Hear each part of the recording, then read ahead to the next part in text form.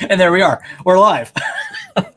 So sometimes that takes so long. It does. So for those of you that are tuning in this week, live or in the future on your favorite podcast platform, whenever we go live, I hit the live button, and sometimes it takes up to 5 seconds for us to actually go live. So we all look stupid, on here going like, and here we go. So anyway, all right. So it's Thursday night, and it is 6:30 our time, but we have a special guest from Europe, from England. And hi everyone. It's already Friday there. Yeah, it's much later there. He's from the future. Yeah. So we're gonna get to him in a second. Yeah. But first, I'm J.E. Jack. I write horror, urban thrillers, or urban fantasy and paranormal thrillers. And I'm Hyrum Hawks, and I write hard sci-fi and sci-fantasy. I'm Jennifer Carr. I write Christian romantic suspense and clean contemporary romance. I'm Martin Tracey, 12:30 in the morning of Friday the 20th of September. I didn't know if you wanted me to be that precise. I write all sorts of stuff, biographies, but also in the fiction world, horror thrillers, bit of music going on within them, and that, yeah, I think that's about it.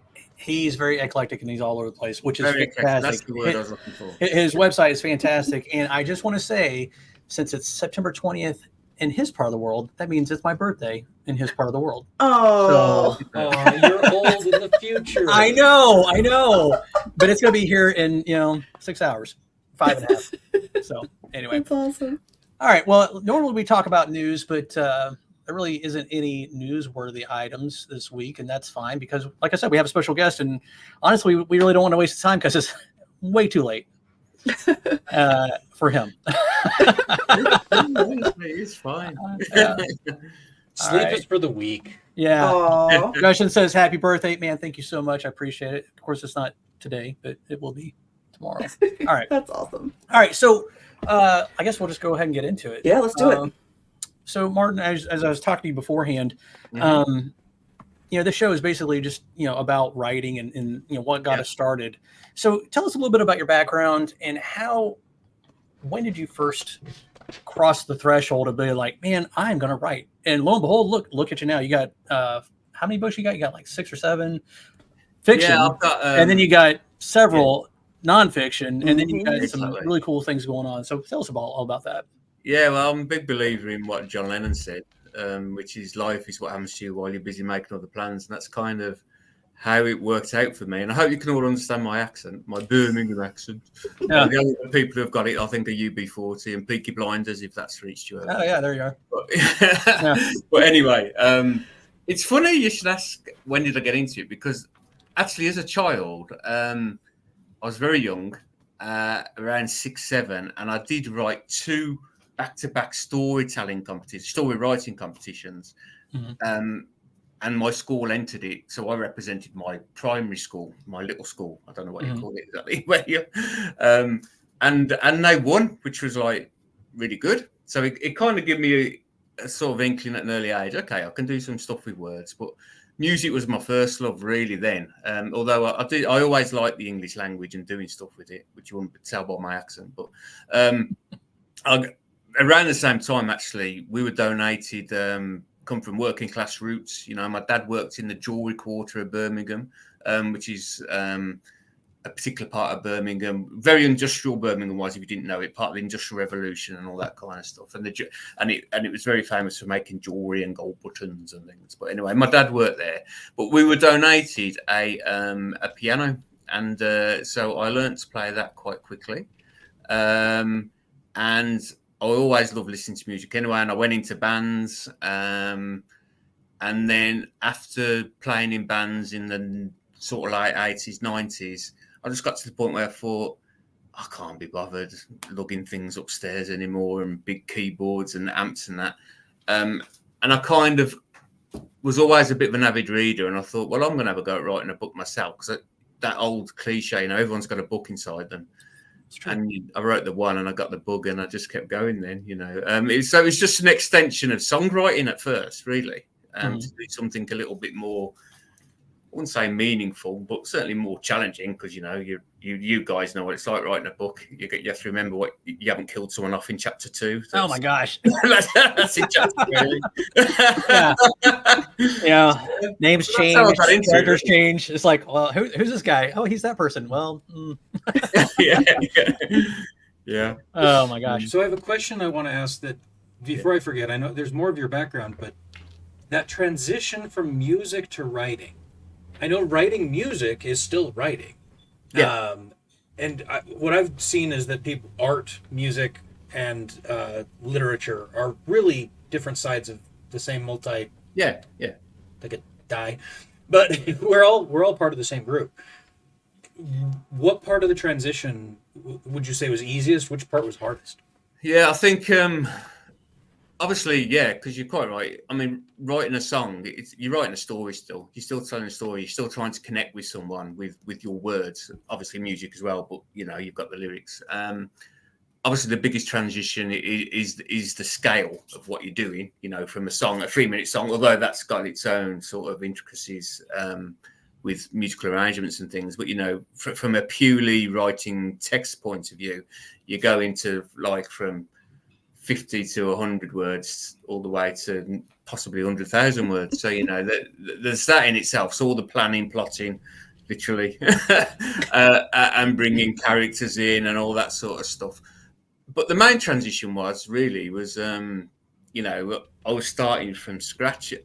Being in a band, you're always sharing that with other people. Right. You're feeling the pain of people not coming to your gigs together, and you can laugh about it together. Whereas, we've been an author. It's a little bit like you might think you've wrote the most fantastic book in the world, but you don't know how it's going to land and how it's going to be received. So there's that daunting thing. So that was the biggest problem with the transition about how do I actually get it done, and when I got it done, I wrote my first book, Beneath the Floodlights, which Jen has purchased, bless her.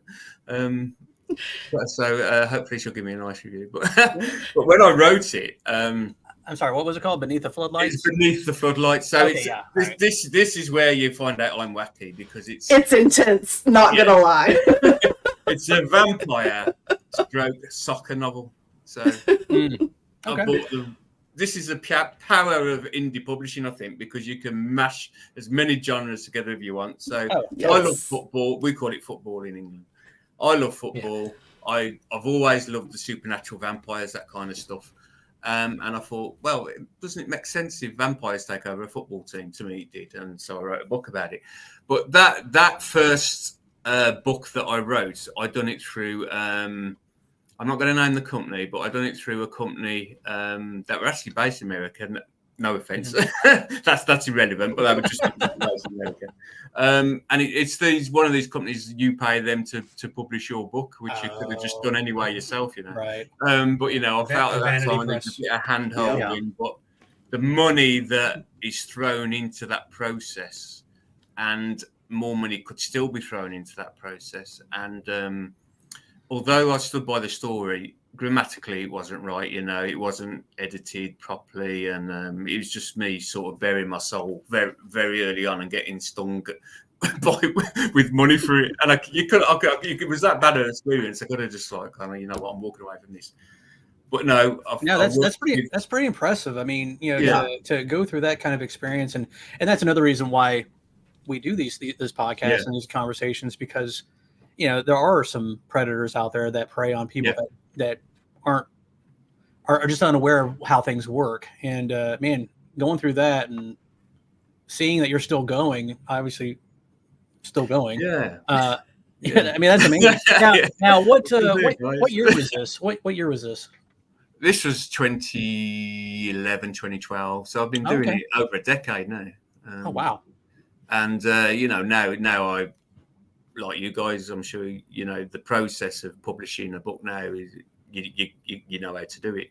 All the marketing and that is still a bit of a mystery, but actually it changes daily. The process, the process is there, and but what I always, it's like everything. What doesn't kill you makes you stronger, and I learned so much from that experience about how to and that is why I've got six novels behind me now, and 6 non-fiction musical books, and working on 2 commissioned, actually, which makes me think I must be doing something right.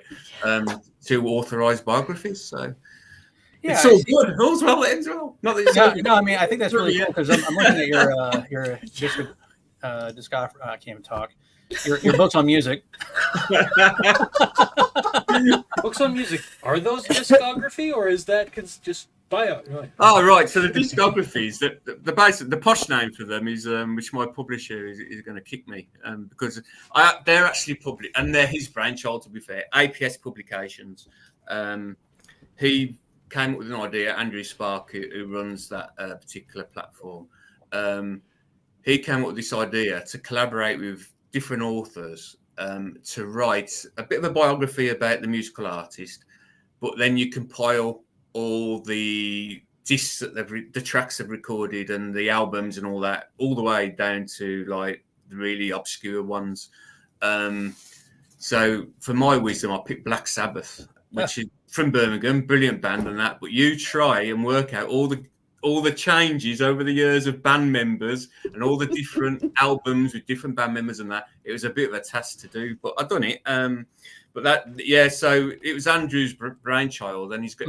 I've done about 6 of them, but I think he's got over about 200 published, collaborating with different authors. You know, ABBA are out there, which I didn't do. The ones I done are George Michael, John Lennon. I'm gonna try and remember him. Fuzzbox, who we'll probably talk about later. I mean, you bring up an interesting subject. How did you research that? Like, how did you come across and like really delve into some of the unknowns that?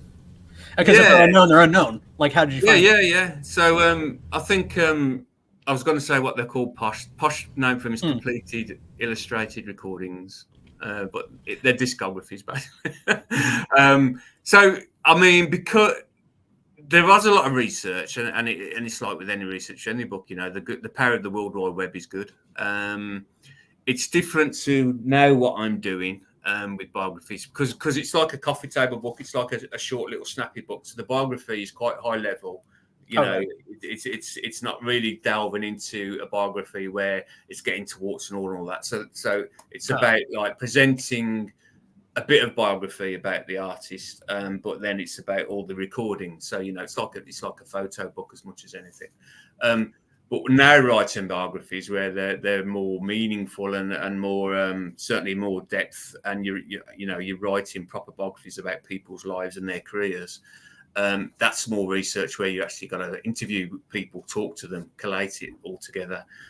Yeah, you're still using the World Wide Web because you look back at the YouTube videos of past concerts, interviews, and all this. So it's quite a big thing actually to write a biography and put it all together. And what's always burning, of course, is you want to do these people justice. You know, it's their lives you're literally putting out. So no pressure, you know what I mean? Not to mention the fans who will be like, "You did that so wrong." Oh my gosh! Yeah. So I want to see you do Taylor Swift and Survival. Right. Yeah, Taylor Swift. I wonder if she'll ask. I don't think Taylor Swift will ask me to do that. Who knows? I'll never say never. I'm Taylor. I'm available. So you have several books that are, you know, a fiction, and then you have several books that are nonfiction. Yeah. Between the two, like, what? I'm trying to think of how to ask this. Like, what is difficult? I mean, what's the same and what's difficult about each one? Yeah. I mean, there's going to be, separate challenges. Yeah. You know, could you kind of expand on that? Yeah. I mean, we've already spoke about the same sort of challenges, the research, because you know, you need to research. Yeah, you got to research. I mean, I write about even on fiction, you got to research. Yeah, in fiction, I've written about witchcraft and gangsters and that. I'm not a gangster and I'm not a witch, so you know, I've had to do some. You'll agree, serial killers as well. I've had to do that, so you will agree with me that if the police ever looked at your search history on your we've had it, haven't we? But honestly, I was only researching for a book. The book's right here. The book's right here. Obviously, clearly one's fact and one's fiction, and therefore you've got to be you got to make sure you're saying the right things in the fact one, the fact side, the biography side of things. So you want to make sure you even things like dates of concerts, things like that. Oh, right. And you know, your super fans, they know all that. So you know, if you get that wrong, they'll tell you. And obviously, I guess there's the point of view, which I don't think I strayed into, but you know, the defamatory side of things. You know, you write something that someone could take offence at, or look to sue you over, or whatever. Like, you know, so it's all that sort. And you don't want to give too much away that the people. Right. It's that balance with biographies, because for me, I don't know about you guys if you read biographies. When I read a biography, I actually want to learn something I didn't know about the person. That's the whole point behind biography. I know like the high level stuff, what happens in the media, but actually I want to get to know that person through the biography. So it's that balance of doing that, but not giving away something that you shouldn't, kind of. So yeah. Do you have a favorite between the fiction and the nonfiction? Do you have a favorite? Favorite for the fiction and the non-fiction. The fiction. So the non-fiction at the moment, I have 3 equal favourites, and I've got to say this because I've commissioned by Fuzzbox, the girls' Fuzzbox, 80s all-girl band, and also by Robin. Robin actually passed away sadly in April. Robin George, he'd worked with Phil Lynott in Thin Lizzy, and Glenn Hughes, Deep Purple, a whole range of people, fantastic guitarist. So that was tough for me because I was working with him up until the point he passed away. So now I've actually got to finish that biography without having his input, which was we were becoming, you know, quite good mates, to be honest. But anyway, what was your question again, Jim? It's late. It's late. We get it. It's all right. It's all right. No, I was like, I'm sitting there like, let's cry together. I'm here for you. Your favorite. What's your favorite? For my non-fiction, I've got to have a tie between Fuzzbox and Robbins. And also, I've recently wrote the introductions to a photo book series of very early Duran Duran photos, which was a fantastic project. They're published now. They're out now. Duran Duran on Sen. And it's about the early Birmingham. It's not just Duran Duran in there, but this guy, Paul Edmond, who again sadly has passed away. His sister, Maggie Demond, she was in a band, Scarlet Fantastic. She now owns the photos. And basically, we worked together to get these photos published with APS Publications, again, the guy who does the completed illustrated recordings. And I was very fortunate to write the introductions to it of these books. And also the dogs off. And also, one of the forewords was written by Boy George, which is quite cool. Oh, wow. Yeah. So then in the non-fiction world, sorry, very long answer.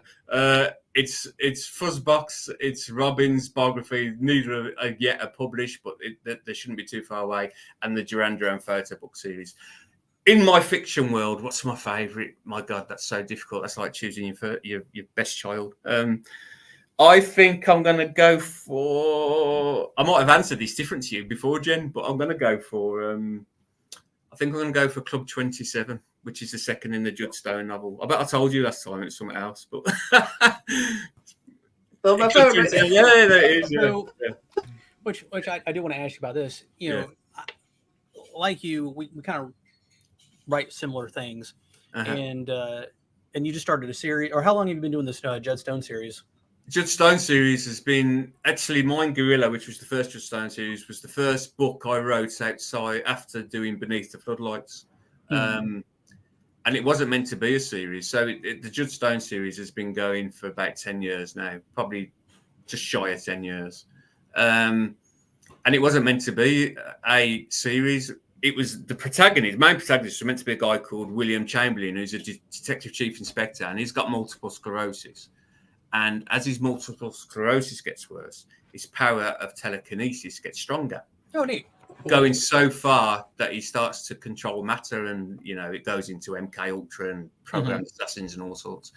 And Judd, I invented Judd as a bit of a sidekick to him. And what happened was, through some reviews and feedback, etc., people said, I really like Judd Stone. I want to read more Judd Stone. So it became the Judd Stone series by default. So quite weird. That's fun. Yeah.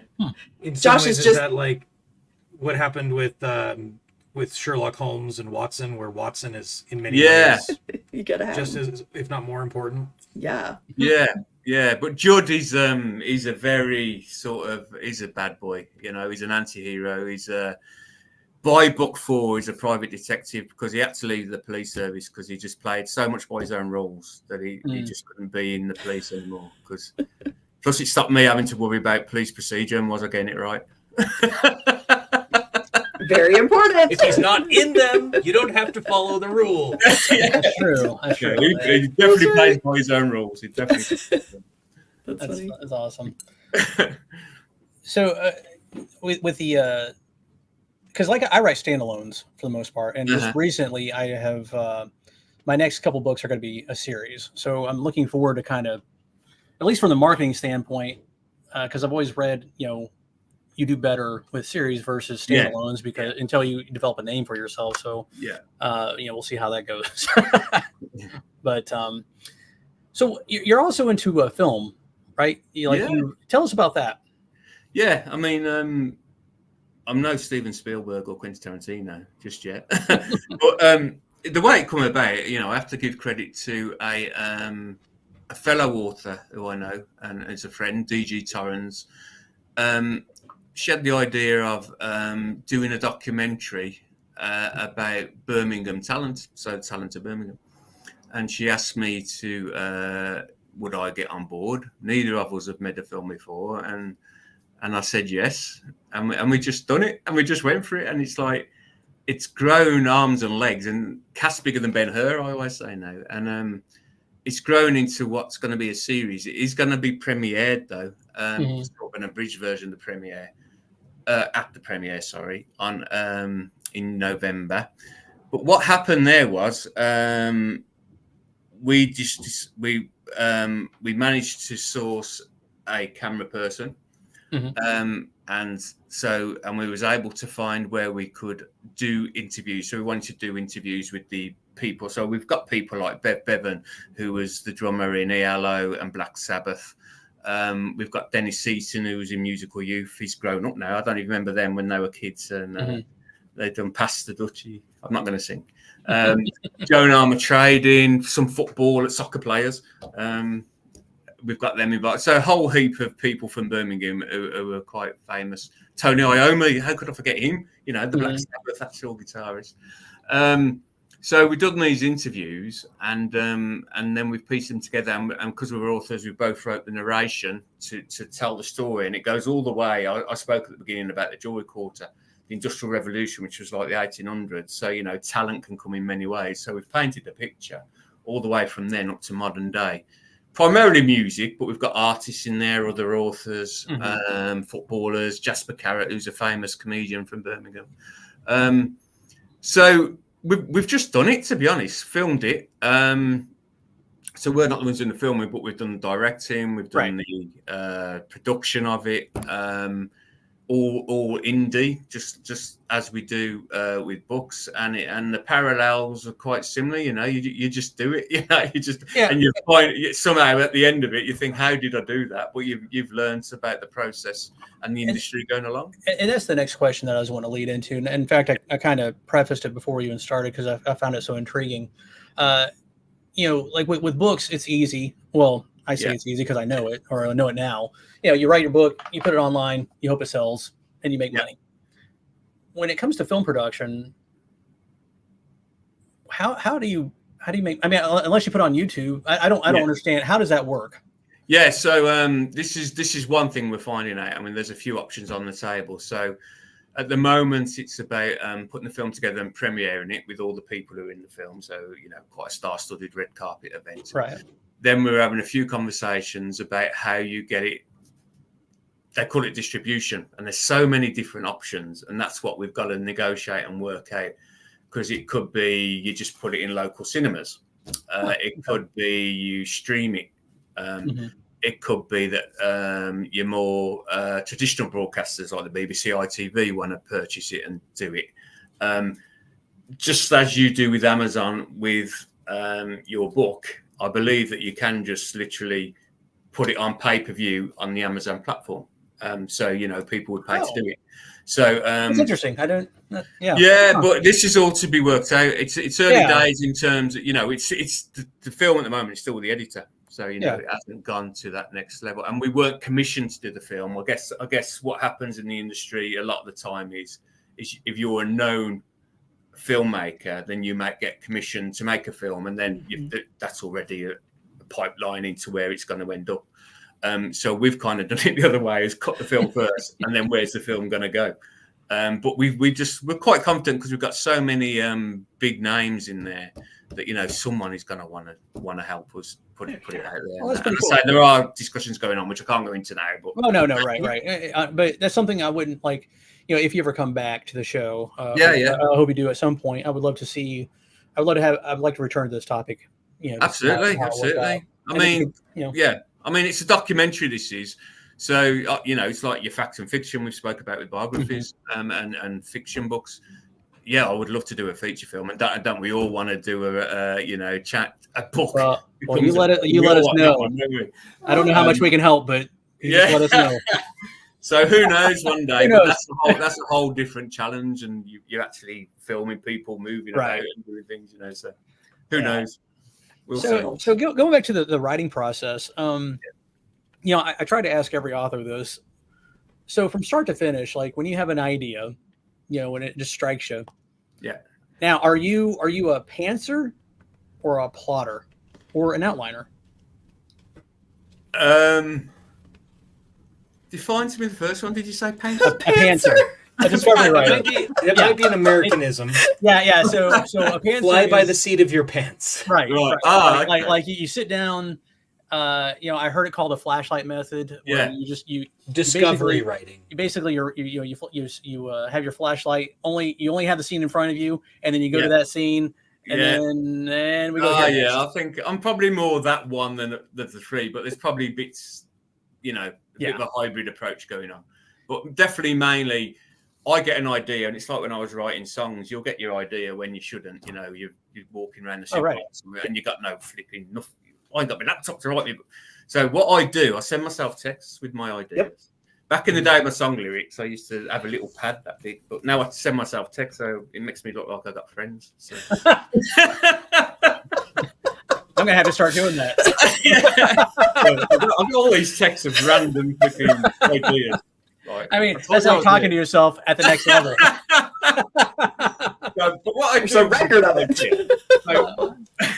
If that's an idea for a book or a scene or whatever, I never know how it's all going to be. You know what I mean? I know some authors who know their last page and work backwards, and that's fine. Right. I can't do that. I tend to just like, okay, I've got this germ of an idea, and I'm just going to go for it now. And I will write, and it will flow, and it won't. Obviously, you've got to go back and grammatically get it all right and everything. But I tend to just let it flow and get it out. And then worry about it after, if it makes sense. Well, you're in good company here because that's pretty much all. Well, that's all I do. Like I've only recently tried doing a little plotting, and we're talking little, like 4 sentences for a chapter, and then I ignore it half the time. I might do. I wouldn't call it a plan. I might call it a framework and I'll probably try and plot some chapters, but that won't. That will change by the end. Do you know what I mean? But it'll give me somewhere to go, but it won't be a proper mapped out plan or process. When you're in a writing project, do you binge write, or do you like write daily, or do you just pick one day, or how does that work in your? I'm pretty terrible, really, at devoting time to do it. I don't write daily. It sounds like you're really busy. I guess I've been dry, really, and it is just. I'm very fortunate that I don't tend to get writer's block. So if there's a space available, I can jump into that space and do it to write. I'm very, very fortunate so far that I can do that. By the time if I've got other things to do, go away on holiday, whatever, that's obviously that. you've got to go out and walk the dog. There's obviously that. But if there comes a window of opportunity where, okay, I can use this time to write, I'm very fortunate that I can do it and jump in and do it. So it's just as and when, really. That's the best way I can answer that. And so, so it sounds to me like you're obviously really busy. And so when you find those times, do you write on your phone? Do you have like a little laptop with you? Laptop. Okay. All right. That makes sense. Yeah. Okay. Yeah. How did they used to do it with pens and paper? And, you know, it's like now you write a paragraph and you go, right, I'm taking that out and putting it there. You know, how could you, or just the word, you know how it is with writing, and you've got that ability to edit. I can't imagine. Yeah. Well, it's funny because I went from Word documents to Scrivener, and I don't know if you use Scrivener or not, but I use Scrivener to write my books, and I love it because you can break them down by chapter. So if you need to go back, you don't have to scroll all the way back. I mean, anyway, but interesting. Some of us remember Word Perfect, the blue screen. Yes. The blue screen. And we've never Word. I couldn't switch out of Word. I've tried a couple times. It just spent Really? 30 years in Word. Nope, I don't use Word. I use Dabble Writer or Vellum, the formatter. It just How Word does that is not work then? How does that work then to put it into either your paperback format or your Kindle ebook format? I use Atticus to put it into ebook, but I am good enough at Word that I can format a book for publication. Ooh, I wish. It's successful. I tried Atticus. I have Atticus as well, and I tried it once, and hopefully it's gotten better. But I was having issues at the time, and here again, it was relatively new, but I was having issues with it syncing. So, like I would change it, and it would be good, and then the next time I would come back, it would be not good, and that was was not good. Well, it sounds like I do it a bit like Hyrum and write it into the format already. So I'm just interested in Jen and Joshua. If you're using Scrivener or what, Vellum. Vellum. It's for and how does that then transpose into the format you need for the? Well, Vellum is the formatter, and that's what I love about it because it's already formatted into whatever format I want it to go into. But the problem with Vellum, not for me, but it's a Mac only product. So if you're not using a Mac computer, then it's not for you. But I love it. Some of us wish we were on Linux. That's how much we hate both Mac and PC. I'm an engineer. I have to use PC. That's right. Yeah. No, that's good. So does anybody have it? I can't even talk. Does anybody else have any questions or? I always like to. My last question is always, where do you see, or what hope do you have to give to the beginning creative?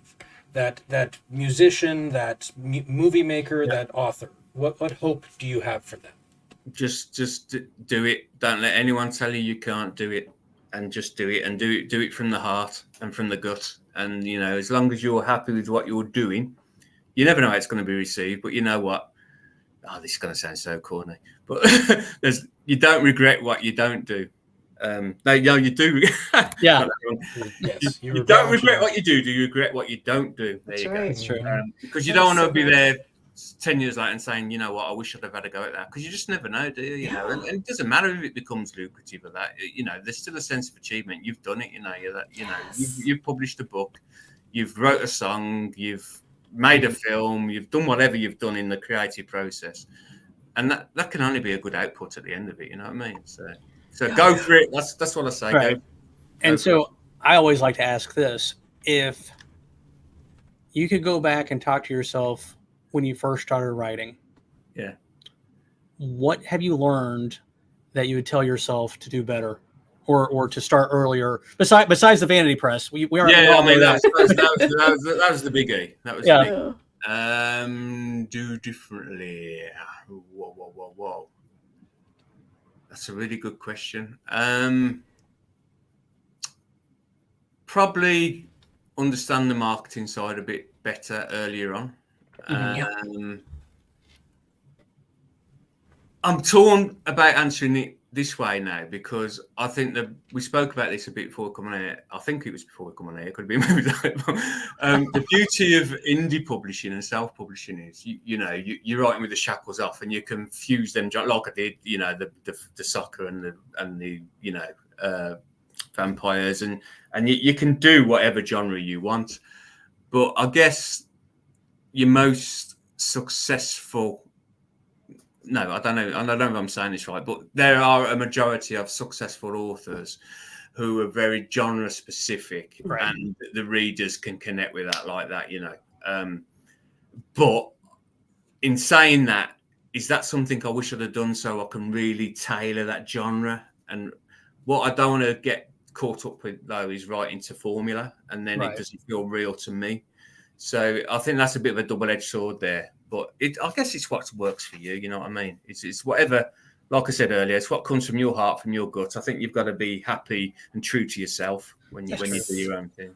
And I think with each project, you learn a little bit more about how you do things and what works and what doesn't. So that's awesome. So what? So besides this, your documentary coming up, what else are you working on? What's coming up?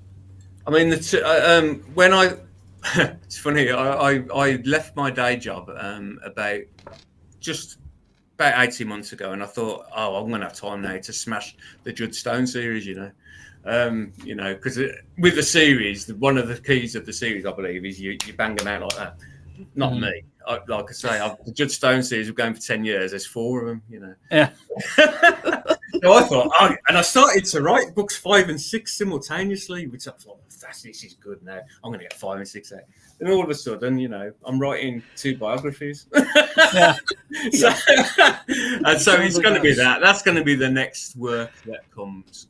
It's going to be the Fuzzbox biography, which is the most successful girl band in the UK that had an indie #1 who played their own instruments. I hope I've got that right, girls.